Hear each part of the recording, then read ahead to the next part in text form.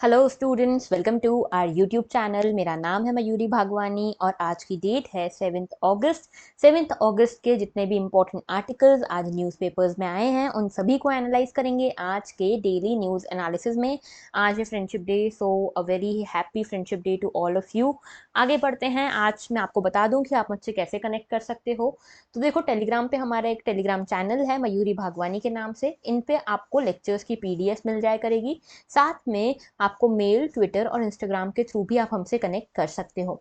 आगे बात करते हैं। देखो, आज का पहला इंपॉर्टेंट आर्टिकल है Jagdeep Dhankhar is our new vice president. तो हमारे नए वाइस प्रेसिडेंट का इलेक्शन हो चुका है। हमारे नए वाइस प्रेसिडेंट हैं जगदीप धनखड़ सर। और यहाँ पे देखो, ये हमारे 14th वाइस प्रेसिडेंट बने हैं हमारे देश के। लगभग 710 वैलिड वोट्स से इसमें से 528 वोट्स इन्हें मिले हैं। ठीक है, तो एनडीए के कैंडिडेट हैं। ठीक है, और इनको बनाया गया है vice president Jagdeep Dhankhar sir को। ओके, अब देखो, हमारे लिए ज़रूरी है, पॉलिटी में आपसे पूछा जा सकता है, पेपर 2 से रिलेटेड ये टॉपिक है। पॉलिटी में आपसे वाइस प्रेसिडेंट के बारे में पूछा जा सकता है कि वाइस प्रेसिडेंट का इलेक्शन कैसे होता है, कैसे इनका रिमूवल होता है, एटसेट्रा। ओके, तो इसके बारे में हम देखते हैं। सबसे पहले देखो, second highest constitutional office India में जो होता है वो हमारे वाइस प्रेसिडेंट का होता है। आफ्टर प्रेसिडेंट जो सबसे बड़ा हाईएस्ट कॉन्स्टिट्यूशनल ऑफिस है वो है वाइस प्रेसिडेंट का। एलिजिबिलिटी क्या होती है? तो सबसे पहली एलिजिबिलिटी ये है कि आपको सिटीजन ऑफ इंडिया होना पड़ेगा। दूसरा, आपको 35 ईयर्स ऑफ एज कंप्लीट करनी पड़ेगी सिटीजन ऑफ इंडिया होने के साथ। ठीक है, अगर आपको वाइस प्रेसिडेंट बनना है तो। इसके अलावा राज्यसभा के मेंबर के तौर पे आपको इलेक्ट होने के लिए आप क्वालिफाइड हो।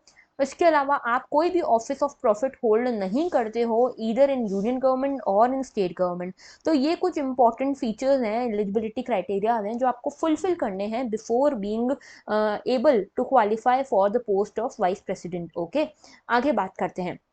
देखो, कुछ आर्टिकल्स इंपॉर्टेंट हैं। आर्टिकल 63 जैसे कि ये बोलता है that there shall be a vice president of India. India का एक वाइस प्रेसिडेंट होना चाहिए, आर्टिकल 63 ये कहता है। आर्टिकल 64 ये बोलता है कि वाइस प्रेसिडेंट ही जो राज्यसभा है, यानी कि council of states. Council of states क्या है? राज्यसभा को ही काउंसिल ऑफ स्टेट्स कहा जाता है। इसी के एक्स ऑफिशियो चेयरमैन जो होंगे वो वाइस प्रेसिडेंट ही होंगे। आर्टिकल 65 ये बोलता है कि अगर प्रेसिडेंट के ऑफिस में वैकेंसी आ जाती है, अगर प्रेसिडेंट की सडन डेथ हो जाती है या रेजिग्नेशन हो जाता है या रिमूव कर दिए जाते हैं, तो जब तक नया प्रेसिडेंट चुनकर नहीं आता तब तक वाइस प्रेसिडेंट ही प्रेसिडेंट की तरह एक्ट करेंगे। ठीक है, तो 63 में बोला गया वाइस प्रेसिडेंट होना चाहिए। 64 बोलता है कि राज्यसभा के एक्स चेयरपर्सन जो एक्स ऑफिशियल चेयरपर्सन जो है वो वाइस प्रेसिडेंट होंगे। आर्टिकल 65 बोलता है कि वाइस प्रेसिडेंट जो है वो प्रेसिडेंट की भूमिका निभा सकते हैं। कब कब? अगर प्रेसिडेंट का ऑफिस जो है वो वेकेंट हो जाता है तो।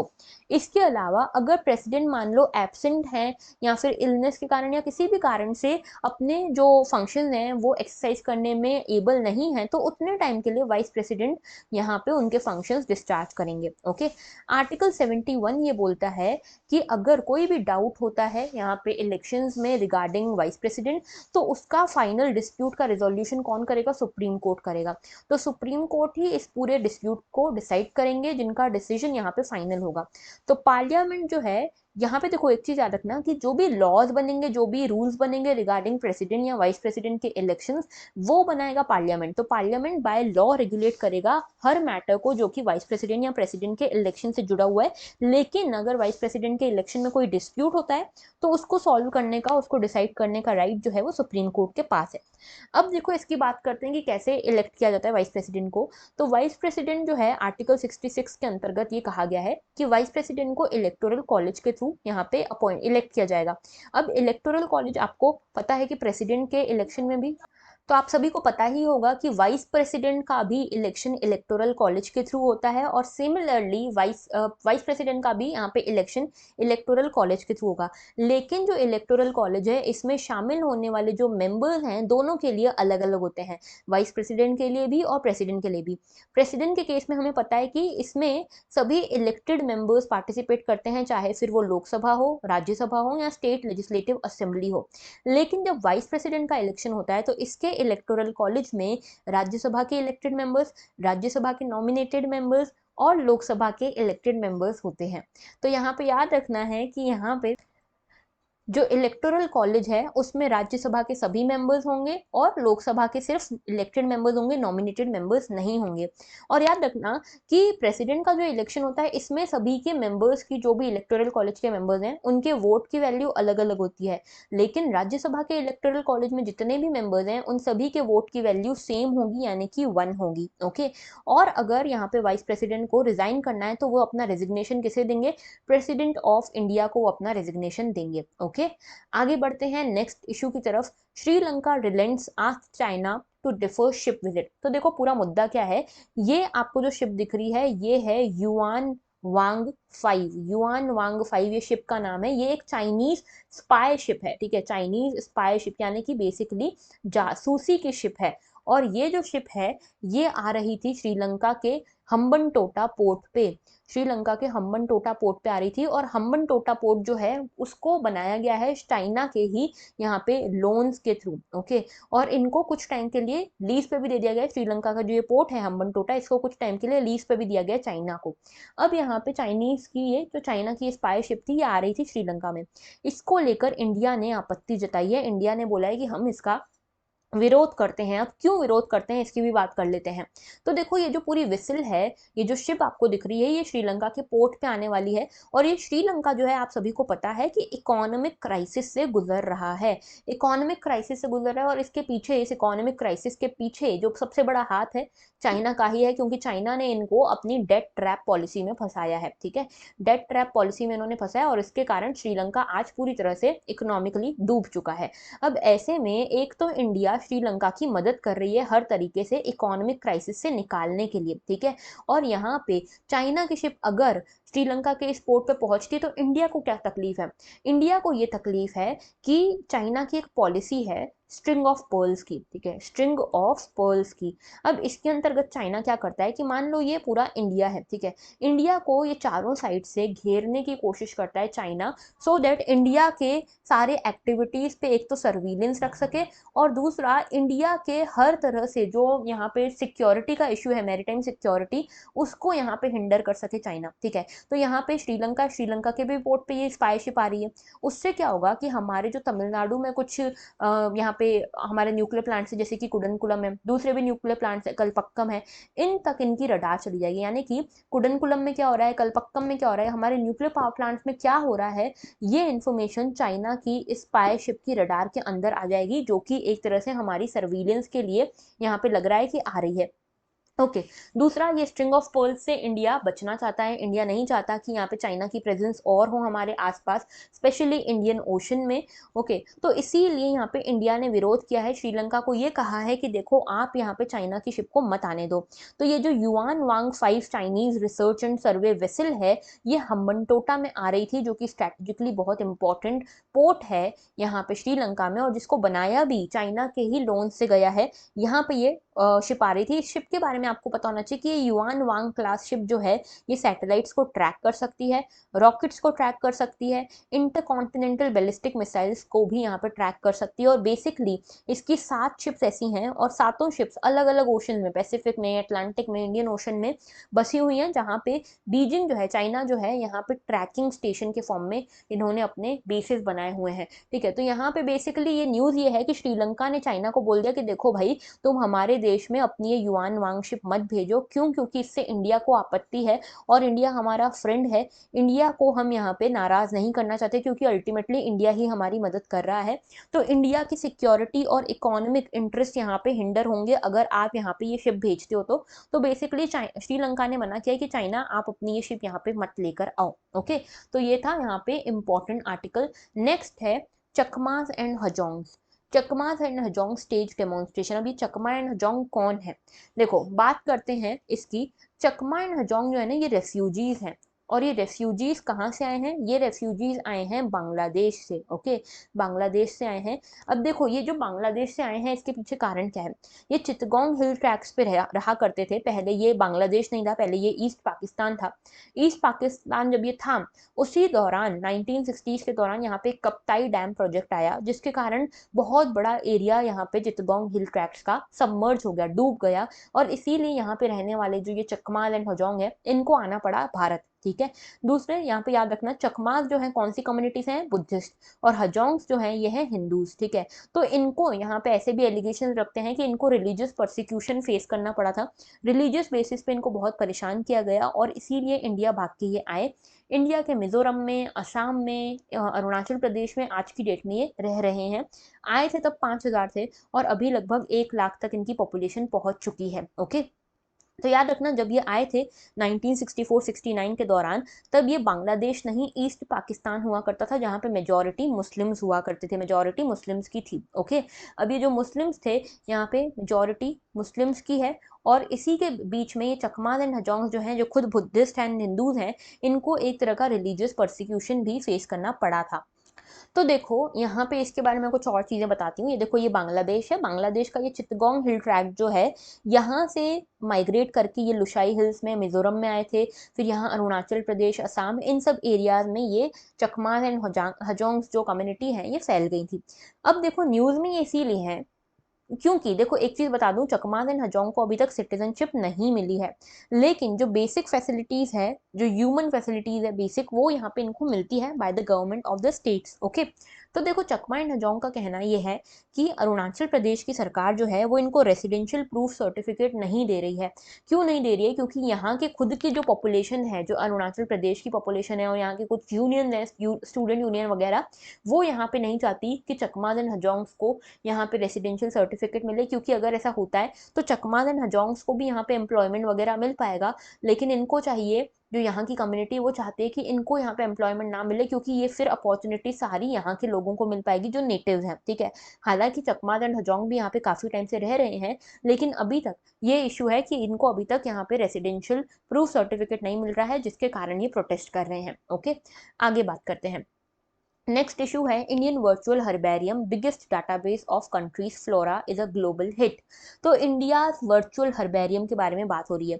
अब ये वर्चुअल हर्बेरियम क्या है? बेसिकली एक डिजिटल पोर्टल है और इस डिजिटल पोर्टल पे हमारे देश में जितने भी बॉटनी की दृष्टि से, बॉटनी के पर्सपेक्टिव से जितने भी इंपॉर्टेंट फ्लोराज फोनाज हैं, फ्लोराज बेसिकली, उसके यहाँ पे आपको स्पीशीज, उसके कैरेक्टरिस्टिक्स वगैरह यहाँ पे आपको इस वर्चुअल डाटाबेस में मिलेंगे।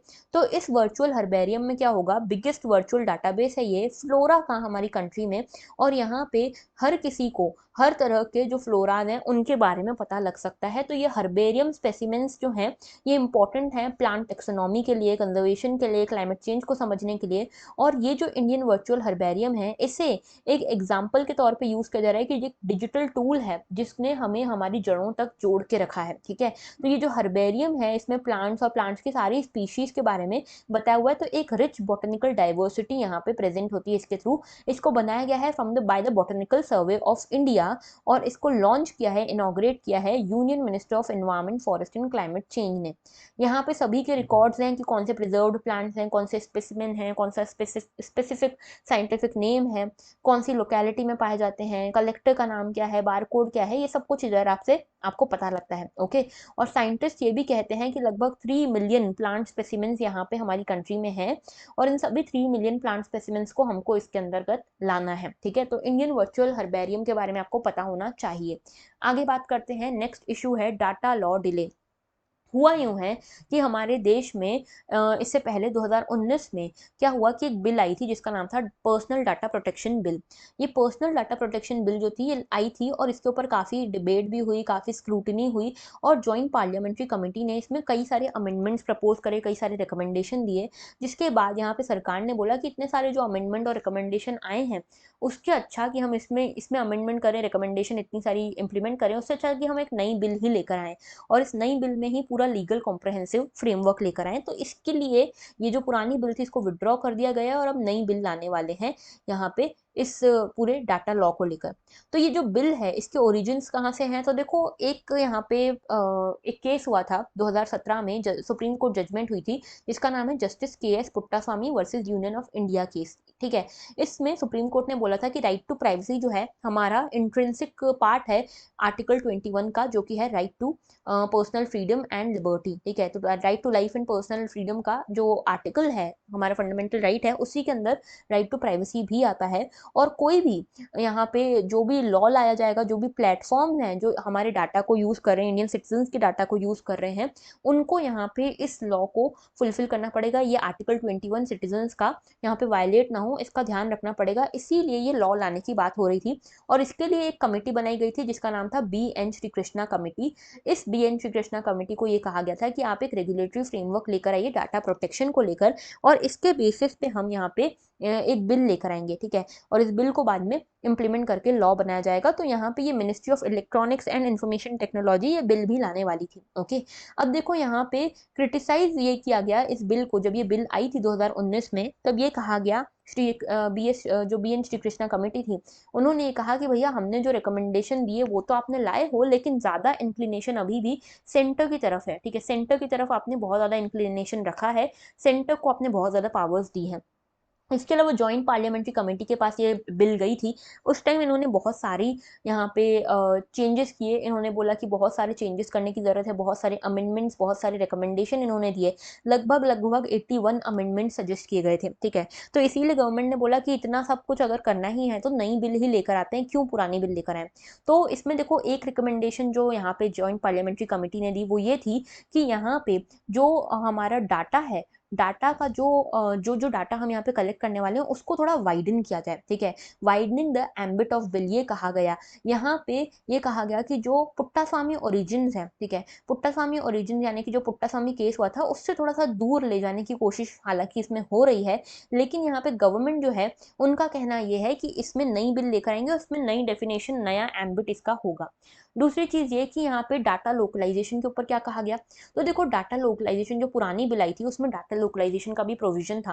बेसिकली क्या हुआ इसमें बिल में ये बोला गया था कि अलग अलग इन्फॉर्मेशन थी, अलग अलग डाटा थे, जैसे एक था सेंसिटिव पर्सनल डाटा, इसमें सब आएगा पर्सन की फाइनेंस, पर्सन की health, sexual orientation, caste, political और रिलीजियस बिलीफ, ये सब कुछ इसमें, बायोमेट्रिक, जेनेटिक डाटा, ये सब कुछ सेंसिटिव पर्सनल डाटा में आएगा। और एक था क्रिटिकल पर्सनल डाटा, ठीक है। तो यहाँ पे ये कहा गया कि जो सेंसिटिव पर्सनल डाटा है उसको आप दूसरे देशों में जाके प्रोसेस कर सकते हो, लेकिन क्रिटिकल पर्सनल डाटा जो है हमारे ही देश में रहेगा, इसको आप दूसरे देशों में नहीं ले जा सकते। अब इसको लेकर कई सारे जो बिजनेसेस हैं, ठीक है, कई सारे बिजनेस, कई सारे स्टार्टअप्स, इनको तकलीफ है।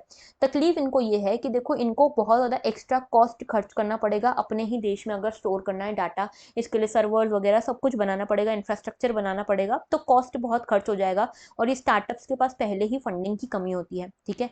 अच्छा, दूसरी चीज़ ये कि क्यों ऐसा गवर्नमेंट बोल रही थी कि हम अपने ही देश में रखेंगे, डाटा लोकलाइजेशन करेंगे, क्योंकि गवर्नमेंट को पता है कि ये एक स्ट्रेटेजिक और कमर्शियल इंप्लीकेशन हो सकते हैं डाटा को बाहर भेजने के, क्योंकि data is the new oil, data की बहुत ज़्यादा कीमत जो है बढ़ चुकी है। ओके, अब देखो कंसर्न्स क्या हैं टेक इंडस्ट्री के, उनका यही कंसर्न है कि कस्टमर मैनेजमेंट कैसे होगा, एनालिटिक्स कैसे संभालेंगे, बहुत ज़्यादा यहाँ पे खर्चा आएगा, कंप्लाइंस बर्डन बढ़ जाएगा, ठीक है, तो ये सब कारण है।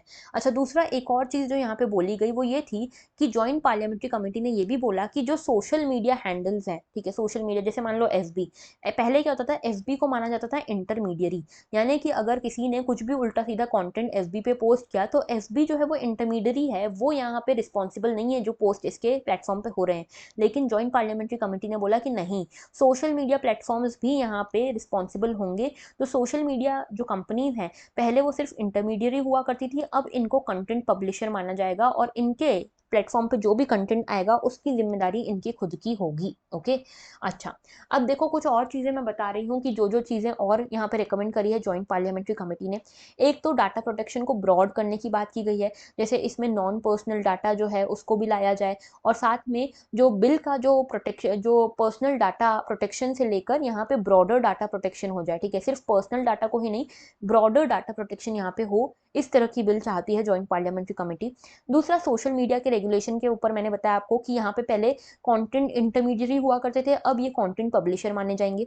इसके अलावा हार्डवेयर के बारे में ये इन्होंने रिकमेंडेशन दिए कि जो भी स्मार्टफोन वगैरह में हार्डवेयर यूज़ होगा वो ट्रस्टेड हो, प्राइवेसी किसी की हिंडर ना करे। उसके अलावा डाटा प्रोटेक्शन जो है सुप्रीम कोर्ट जजमेंट की लाइंस पे हो, यानी कि जो नई बिल आएगी वो डाटा प्रोटेक्शन के जो भी आइडियाज़ होंगे वो सुप्रीम कोर्ट का जो जजमेंट था पुट्टास्वामी केस वाला उसके अलाइनमेंट में हो, क्योंकि पहले वाली बिल ऐसी नहीं थी। सोशल मीडिया को कंटेंट पब्लिशर बना दिया गया है, ठीक है, अब ये रिस्पॉन्सिबल होंगे जो भी इनके प्लेटफॉर्म पे डाटा पब्लिश होगा, ठीक है, और नॉन पर्सनल डाटा को भी यहाँ पे इंक्लूड करने की बात कही गई है इस बिल में, ठीक है। और इससे क्या होगा कि सारी की सारी जो इन्फॉर्मेशन है सारी की सारी जो इन्फॉर्मेशन है, डाटा है, वो यहाँ पे इस बिल का हिस्सा बन जाएगा। ओके, तो देखो ये थी पूरी news about this information, about this whole article. I hope this is clear. अब आज का आपका काम ये है कि आप एटलस में आपका होमवर्क ये है कि आप एटलस में इंडिया के सारे स्टेट्स को ध्यान से देख के आओगे, और जो हम कल यहाँ पे प्रीलिम संग्राम देखेंगे उसमें मैं आपसे इंडिया के जो स्टेट्स की लोकेशन है कि इक्वेटर कहाँ कहाँ से पास होता है, ठीक है, ट्रॉपिक ऑफ कैंसर कहाँ कहाँ से पास होता है, इक्वेटर कहीं से पास होता है कि भी नहीं होता है, ट्रॉपिक ऑफ कैंसर के ऊपर नीचे कौन कौन सी कैपिटल्स हैं स्टेट्स के, ये सारी चीज़ें आप आज देख के रखना अपने एटलस में। ये आपका आज का होमवर्क है। ओके, और अगर आपको ये लेक्चर अच्छा लगा है तो लाइक ज़रूर करना, कमेंट करना, अपना फीडबैक शेयर करना, और सब्सक्राइब नहीं किया है तो वो भी कर लेना। That was all, thank you for watching and have a very good day.